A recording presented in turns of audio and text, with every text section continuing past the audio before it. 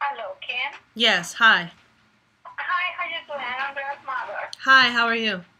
Good, good. This is crazy, Bill. Nightmare. Yeah, but it's possible. She can get free. You just have to fight it. Yeah, I know. It's just like the other time I feel so bad, but for her and her baby, and because it's not fair. It's not fair what they're doing to her, and it was crazy. It was crazy. Even in the court, the process, it was like 4 prosecutors just for her. Like she's a terrorist. What is that? It's crazy. What they're doing to her is too much. She's only 22 years old. What's up, world? This your girl Kim Woo here on the phone with Cat Stacks. Everybody knows her as Cat Stacks.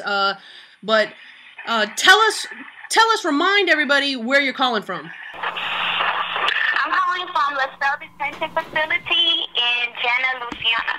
Okay, and how old are you now? I'm 22. Okay, and how did you get detained? Did you turn yourself in, or were you in a traffic stop, or how did they get a hold of you in the first place? Well, I was going to court outside for immigration issues, and in one of my court dates, they switched it to about 2 or 3 days earlier without notifying me or the lawyer. So the judge, she just put that I didn't show up, and she put a warrant out for my deportation.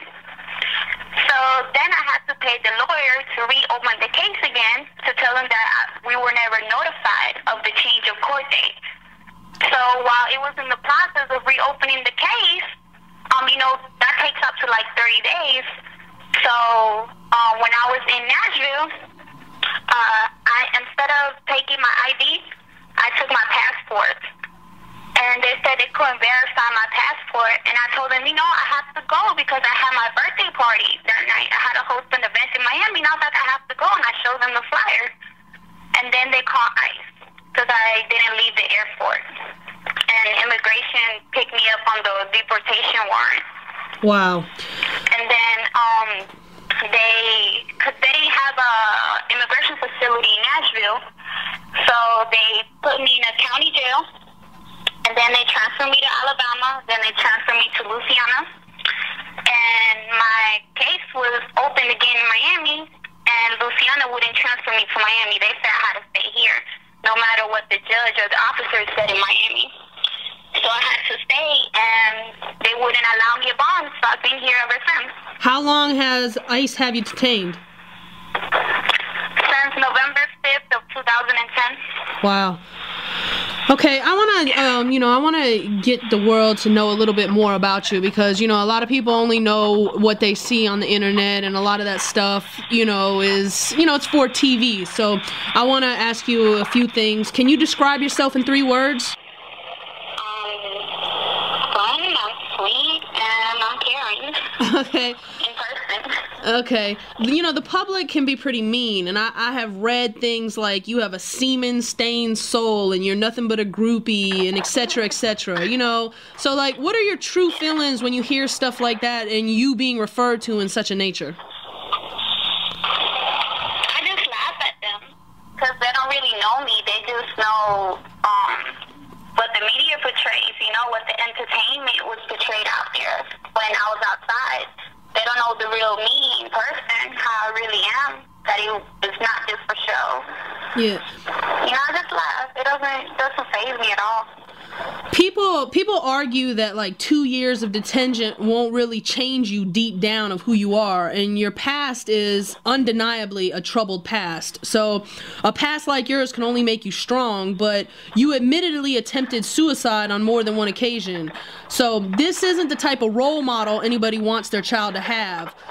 And, it seems like men had control of you almost. So who's to say that when you come out, you won't do the same thing and let those bad things happen again?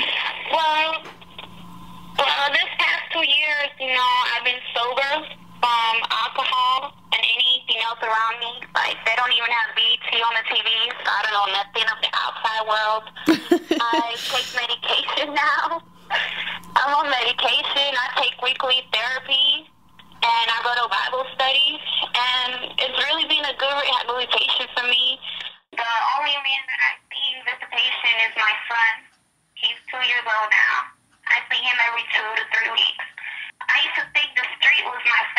and I thought that's what the love was. And then I realized that the real love is with my family. They're the only ones who are here for me right now, like 100%.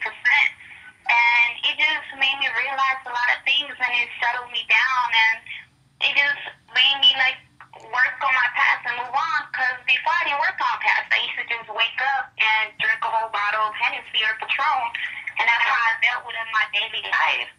And now that I can, face what happened in my past and try to come over it and get justice for it, so I know things will be better on the outside.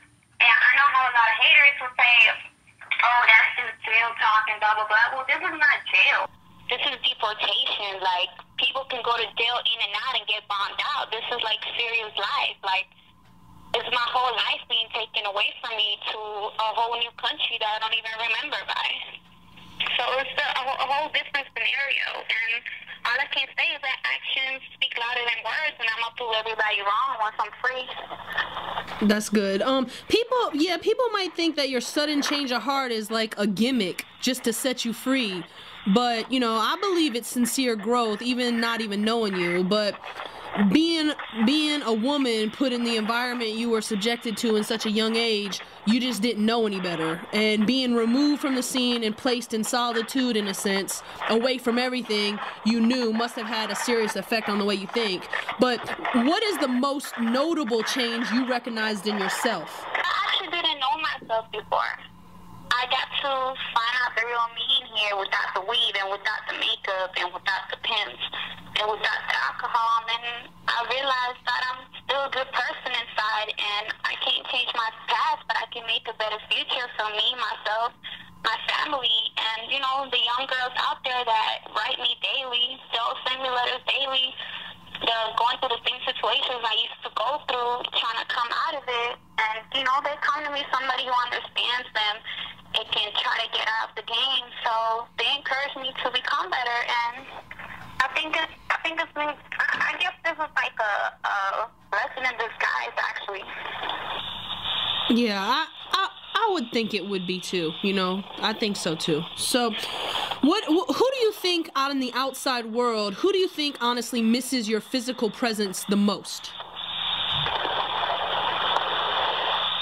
I'll say my son. Yeah. I saw the pictures. Excuse me? What'd you say? I said I saw the pictures of your son. He's so cute. Yeah. So, besides justice being served and, Venezuela being in the news just Thursday, I seen them in the news Thursday for random acts of violence and rebel attacks against the president's people. That was just Thursday. So, why do you think you should be let free? The laws are supposed to protect victims like me from all the underage stuff that happened, because all my charges when I was underage and I was under the influence of a pimp with evidence, I have evidence from my missing children's report. I have evidence from the National Children's Exploitation Center that a detective signed for the judge, and he was taking my case when I was out there in the street. I have evidence from domestic violence and all this stuff. Still, the system can't see past it, and they just want to judge me for the cash tax internet persona, and that's real wrong. But imagine all the other people they do that stuff to that don't have a voice out there to tell them, hey, immigration's doing me wrong. So when you're released, what do you plan on doing positive, considering you have such an undeniable strong following? Well, I never finished a 7th grade, so I wanted to get my GED and then start taking classes, and I wanted to get my charges expunged so I can work in psychology and social work with other girls and, kids who've been through what I've been through. And I just wanted to, do positive projects and stuff, just everything just positive and settle down.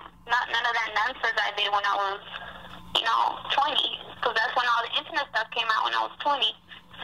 So will you ever try an illegal drug again? Illegal drug? Yeah. I never did drugs. My whole thing was just alcohol. Okay, I so wouldn't let it go. Yeah. so do you see yourself still drinking when you get out? No, that's my downfall. How can you be so sure of that?